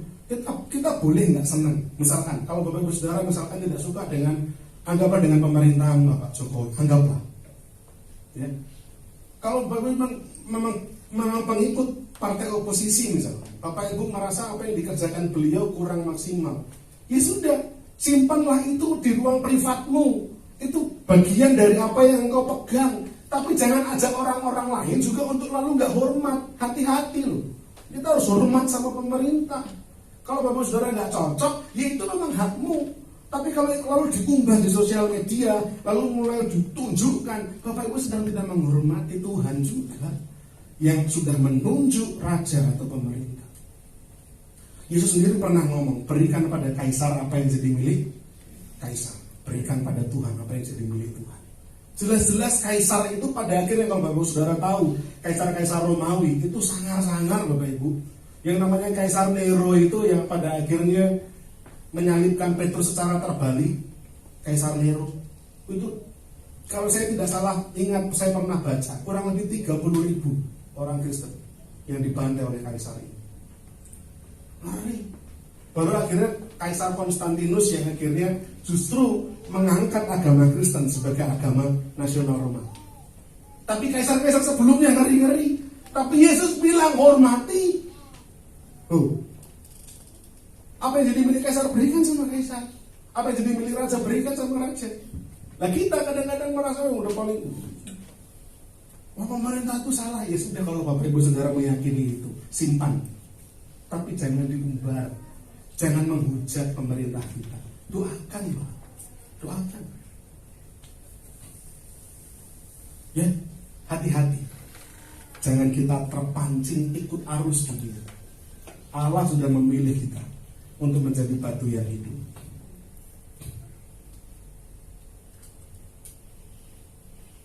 Next. Orang-orang yang telah mengecap kebaikan Tuhan dalam hidupnya tentu akan dipenuhi dengan ucapan syukur. Kehidupan yang baik mampu menjadi berkat bagi orang lain. Sebaliknya, orang-orang yang merasa bahwa hidupnya pahit akan membawa rasa pahit itu dan juga menunjukkan kepada banyak orang rasa pahit itu. Bisa jadi kelihatan nanti. Bapak Ibu ini kalau hari-hari isinya cuma ngeluh, berarti Bapak Ibu yang dikecap kepahitan, keluhan. Tapi kalau kita mengecap kemanisannya Tuhan, harusnya yang keluar ucapan syukur, kebaikan. Bagaimana Tuhan menolong kita, bagaimana Tuhan akan menopang kita. Next. Saya akan akhiri. Sudahkah kita mensyukuri segala kebaikan Tuhan dalam kehidupan kita? Mengalami secara pribadi dan akhirnya kita mensyukuri keselamatan yang Tuhan beri lewat Kristus, kesehatan yang kita miliki.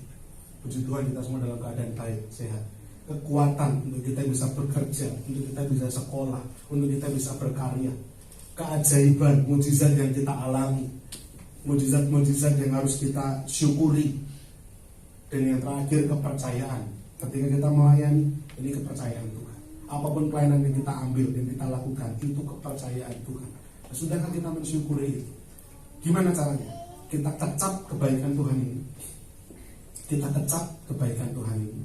Kita nikmati, kita alami kebaikan kita Tuhan ini.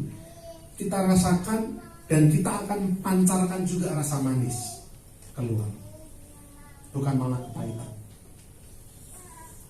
Kita menikmati kebaikan Tuhan dan kita juga akan pancarkan kebaikan Tuhan. Kesimpulannya, mari kita menjadi manusia yang baru. Lebih lanjut, bukan hanya sekedar manusia baru, tapi kita menjadi gereja Tuhan. Karena manusia baru yang akhirnya menanggalkan manusia lama tadi, Rasul Petrus katakan, kita ini adalah batu yang hidup, yang dibangun guna membangun rumah rohani bagi imamat yang kudus untuk mempersembahkan persembahan rohani. Kita ini rumah rohani.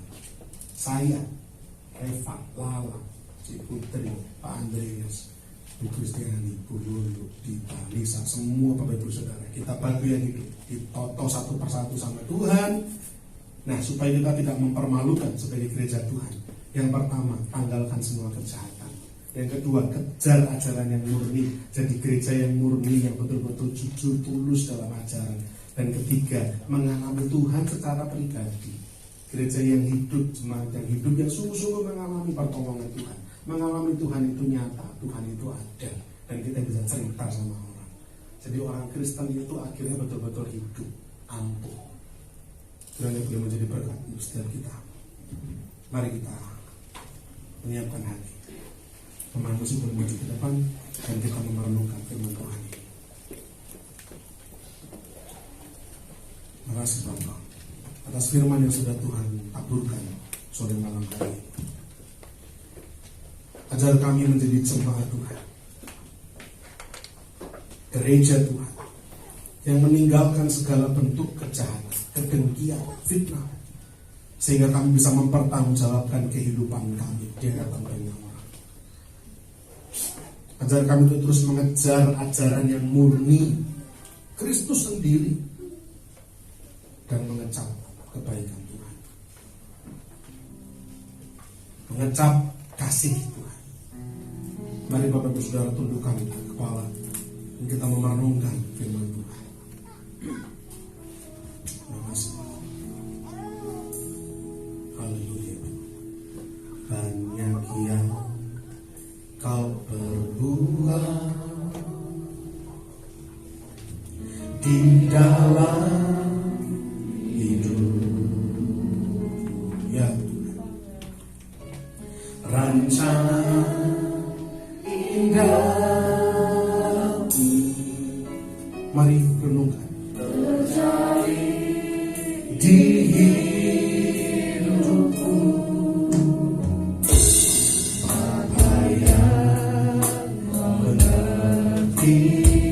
Tuhan yang akan menolong kita.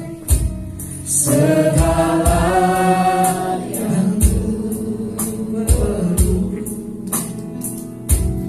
kasih-Mu sempurna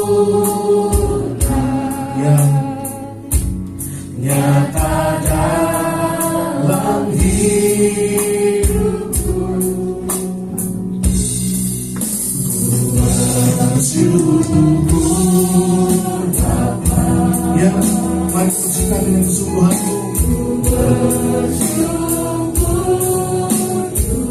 Buat kasih setiamu, kasih setiamu ya, di dalam hidupku.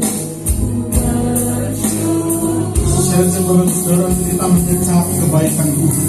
Waktu kita mengingat segala hal baik yang Tuhan sudah lakukan dalam hidup kita, keselamatan yang diberikannya, kesehatan yang kita miliki, kekuatan kehidupan, pemeliharaan yang Tuhan beri, bahkan kepercayaan untuk melayani Tuhan. Mari kita ingat dan kita resapi, kita kecap baik-baik.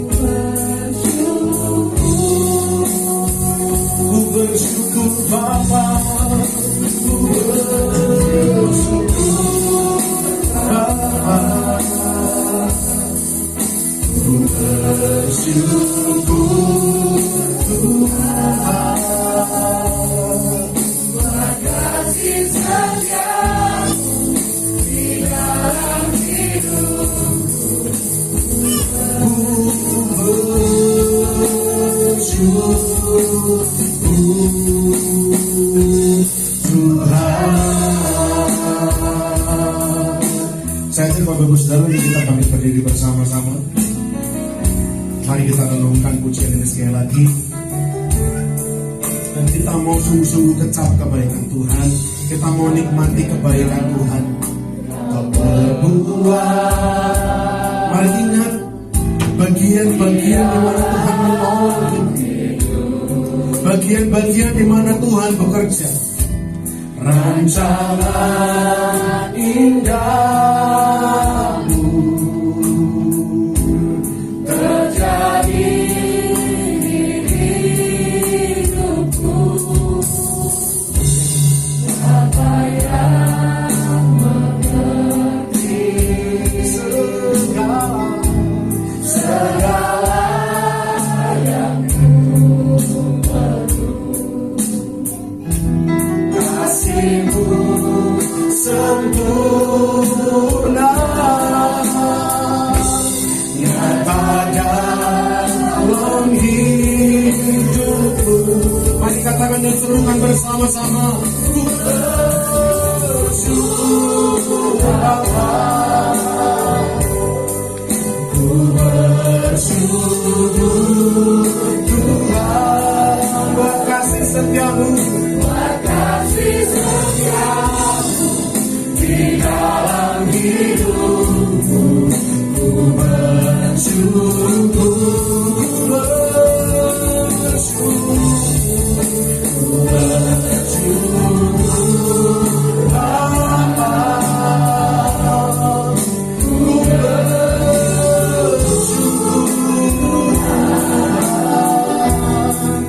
buat kasih setiamu di dalam hidupku. Ku bersyukur. biar teman saja katakan. Bersyukur Bapa, ku bersyukur. Ya, mari semangat pujikan pujian ini. Dan mari sungguh-sungguh kita koreksi diri. Sudahkah kita meninggalkan segala kejahatan? Sudahkah kita mencintai ajaran yang murni? Dan sudahkah kita sungguh-sungguh mengecap akan kebaikan Tuhan? Atau kita memandang remeh segala berkat dan kasih setianya? Mari malam hari ini kita sungguh-sungguh memandang pada Tuhan. Segala yang kita miliki, yang kita punya, yang kita dapatkan, semua ini pemberiannya. Sudah sepantasnya kita berikan syukur dan menceritakan kepada banyak orang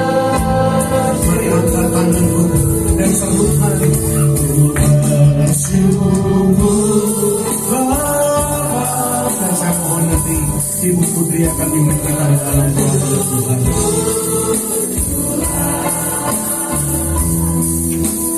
Kasih setiamu di dalam hidupku, ku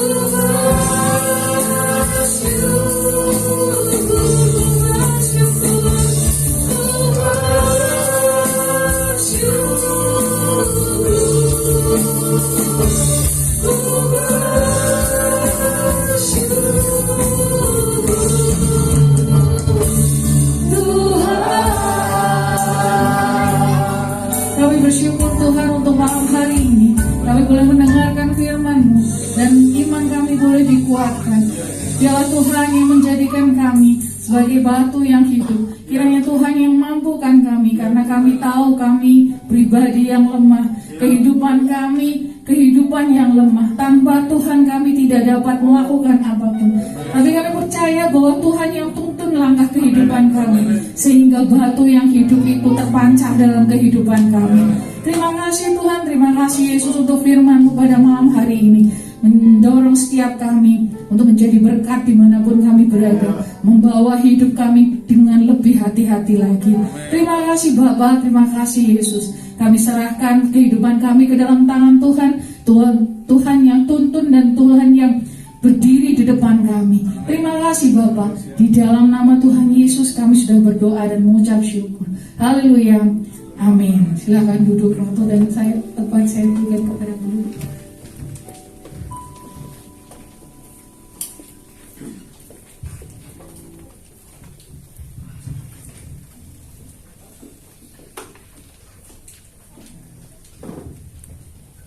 Puji Tuhan, kita sudah mendengarkan firman Tuhan. Biarlah firman Tuhan boleh menjadi kekuatan dalam kehidupan kita. Saya akan memberikan informasi sepekan untuk ibadah MCC. Pada hari Senin ada latihan tamborin setiap jam 5 sore, dan pada hari Kamis ada latihan ujian dan besok hari Kamis ada ibadah di tempat ini pukul 5 sore. Dan pada hari Jumat ada menara doa kota di Hotel Haris lantai 16 jam 5:30 sore. Jam 6 sore. Dan pada hari Sabtu jam 5:30 sore ada ibadah muda remaja Metanex. Dan di hari Minggu pagi setiap pukul 7:30 ada ibadah sekolah minggu. Dan kita akan berkumpul kembali di setiap minggu jam 5 sore untuk ibadah raya MCC.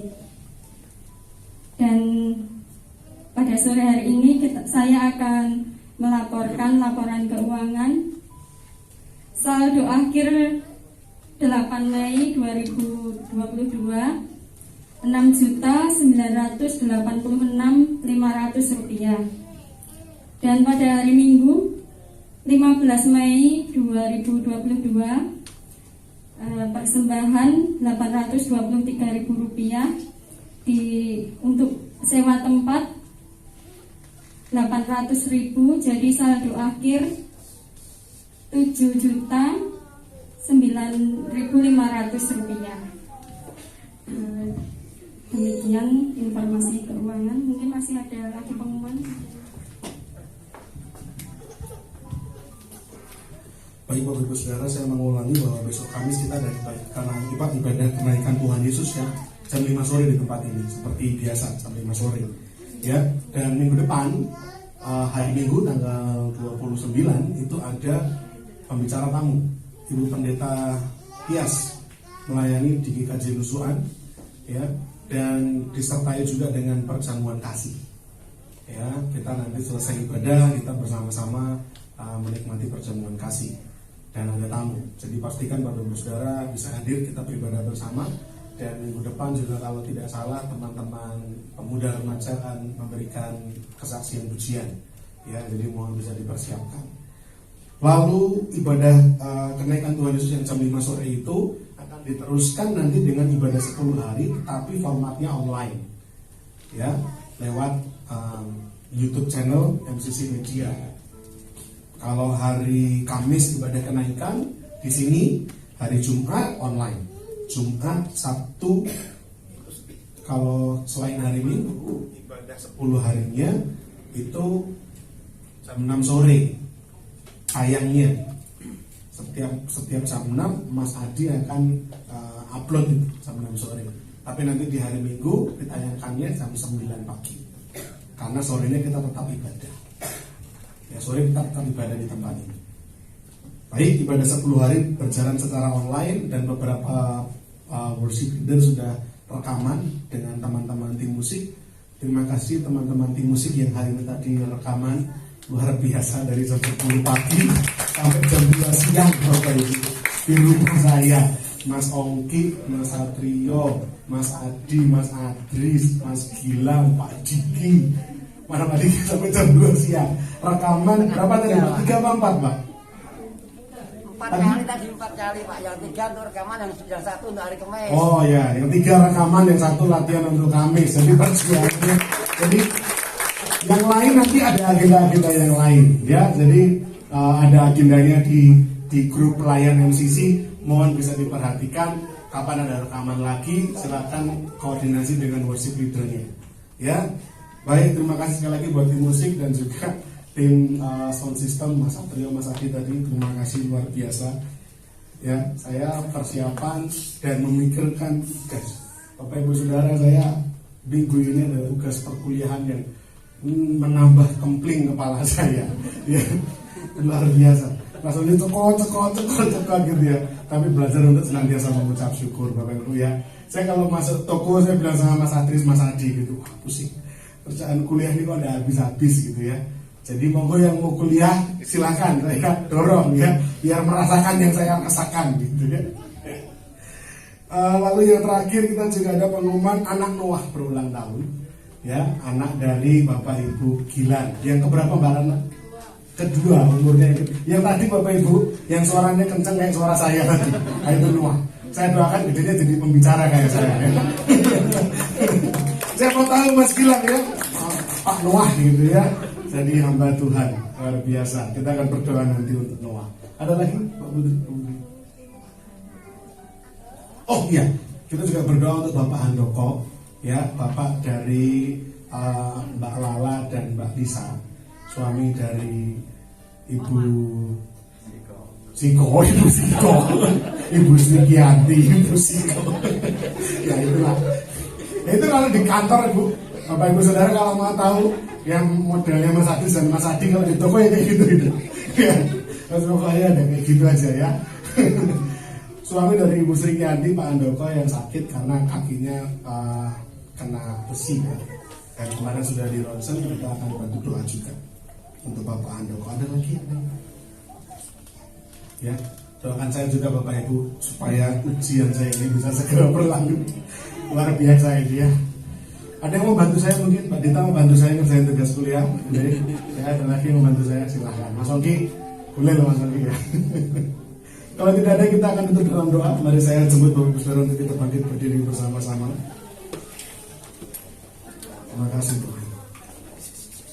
Bapak, kami bersyukur Tuhan atas kebaikan Tuhan yang boleh kami terima lewat ibadah pada saat sore malam hari ini. Kami merasakan kehadiran Tuhan lewat pujian, lewat firman. Kami merasakan kebaikan Tuhan lewat nyanyian penyembahan. Kami merasakan pertolongan Tuhan, campur tangan Tuhan. Bahkan lewat firman kami dikuatkan, kami diingatkan untuk kami menjaga iman percaya kami. Bahkan tidak hanya menjaga, tapi kami mampu mempertanggungjawabkan. Andai kata ada orang-orang di luar sana yang mempertanyakan iman percaya kami mampu menjelaskannya, kami mampu menjawabnya, menceritakan tentang Kristus dan membuat orang untuk bisa mengenal akan Kristus. Bapak, kami bersyukur untuk ibadah sore malam hari ini. Kami tidak mau menjadi orang-orang Kristen yang murahan, tapi kami menjadi orang-orang Kristen yang mengejar ajaran-ajaran yang murni. Dan terus ingatkan kami Tuhan, terus giring kami, terus sertai kami, agar kami boleh terus menjaga kemurnian hati kami dalam kami mengikut Tuhan. Terima kasih Bapa, setiap pelayanan yang sudah dikerjakan biarlah berkenan dan menyenangkan hatinya Tuhan. Seluruh pelayan yang terlibat dalam berkat Tuhan akan memberkati apa yang menjadi pekerjaan tangannya, apa yang menjadi kerinduan pengharapannya, terlebih dalam pelayanannya. Tuhan akan pakai lebih dahsyat lagi, lebih luar biasa. Tuhan juga memberkati keluarganya, supaya keluarga para pelayanmu ini menjadi keluarga yang seisi rumahnya boleh diselamatkan. Terima kasih Tuhan, terima kasih. Kami juga berdoa untuk seluruh jemaat yang hadir. Bila berkat-berkat yang terbaik daripada Tuhan turun atas setiap kami. Yang sakit Bapak Tuhan sembuhkan, khususnya juga untuk Bapak Handoko yang saat ini sedang sakit Tuhan. Kami percaya Tuhan, tangan Tuhan boleh menjamah kaki beliau di dalam nama Yesus, memberikan kesembuhan. Setiap sel-sel yang rusak, metabolisme yang salah, Tuhan akan pulihkan dalam nama Yesus. Oleh bilur-bilur Tuhan terjadi pemulihan, terjadi kesembuhan, dan ada kesaksian yang akan menceritakan betapa Tuhan baik menolong Bapak Handoko. Dan pada kesempatan-kesempatan yang akan datang, boleh datang bersama-sama kembali untuk mencari dan beribadah, berbakti kepada Tuhan. Untuk seluruh jemaat juga Tuhan berkati pekerjaan tangannya. Apa yang dikerjakan dibuat Tuhan berhasil dan beruntung. Yang siswa pelajar pun jadikan berprestasi. Yang bekerja Tuhan akan jadikan juga berprestasi, mendapatkan hasil yang optimal, yang maksimal, yang bisa dibawa menjadi persembahan, menyenangkan hatinya Tuhan, memberkati sesama, dan terlebih lagi keluarganya pun juga boleh sejahtera dalam pertolongan Tuhan. Terima kasih Bapak, terima kasih Tuhan. Kami juga berdoa Bapa untuk tempat ini yang kami pakai. Kami ingat biarlah Tuhan berkati tempat ini dalam berkat campur tangan Tuhan, supaya tempat ini diberkati, ada hadirat Tuhan, dan semakin banyak orang pun juga boleh diselamatkan lewat pelayanan di tempat ini. Tuhan berkati Hotel Pop, Hotel Haris, dan Tuhan juga khususnya berkati pelayanan kami di MCC. Tuhan tambahkan jiwa-jiwa untuk kami boleh semakin bersemangat bersama-sama sebagai satu keluarga Allah, mencari dan mempermuliakan nama Tuhan. Bapak, kami berdoa untuk anak Noah yang berulang tahun. Di dalam nama Yesus kami berdoa, biarlah kiranya berkat daripada Allah Abraham, Allah Ishak, Allah Israel, berkat-berkat Tuhan turun atas anak Noah, memberikan berkat umur panjang, kesehatan, kepintaran, kepandaian, menjadi anak yang membanggakan, menyenangkan hati orang tua, menjadi berkat bagi sekelilingnya, bahkan masa depannya dijamin oleh Tuhan. Kami serahkan anak Noah untuk boleh juga dipakai melayani Tuhan. Kami percaya Tuhan berkati keluarga kecil ini, keluarga Bapak Ibu Gilang Ratna. Tuhan akan tambahkan rasa cinta kepada Tuhan dan hati yang semangat untuk melayani Tuhan. Terima kasih Tuhan untuk acara ibadah kami sepanjang minggu, baik ibadah kenaikan Tuhan, ibadah 10 hari, juga ibadah akhir bulan nanti ada tamu dan juga perjamuan kasih. Kami serahkan dalam tangan Tuhan, Tuhan yang menyertai, Tuhan memampukan semua rencana ibadah kami ini berjalan dengan baik, dengan sukses bagi umat kemuliaan nama Tuhan. Terima kasih Tuhan. Sebentar kami akan pulang, Tuhan menjaga, menolong, menyertai kami sampai rumah dengan selamat, mengembalikan kami pada kesempatan-kesempatan ibadah yang akan datang. Sekarang jemaat Tuhan, angkatlah tanganmu dan terimalah berkat Tuhan. Tuhan memberkati engkau dan melindungi engkau. Tuhan menyinari engkau dengan wajahnya, memberi engkau kasih karunia-Nya. Tuhan menghadapkan wajahnya kepadamu dan memberi engkau damai sejahtera. Biarlah kiranya berkat-berkat ilahi dari Allah Bapa, kasih karunia dari Tuhan Yesus Kristus, damai, sejahtera, dan persekutuan Allah Roh Kudus ada menyertai setiap kita mulai malam ini sampai Tuhan datang untuk kedua kalinya. Dalam nama Yesus kami bersyukur dan berdoa. Haleluya. Amin. Bila engkau tak berserahku,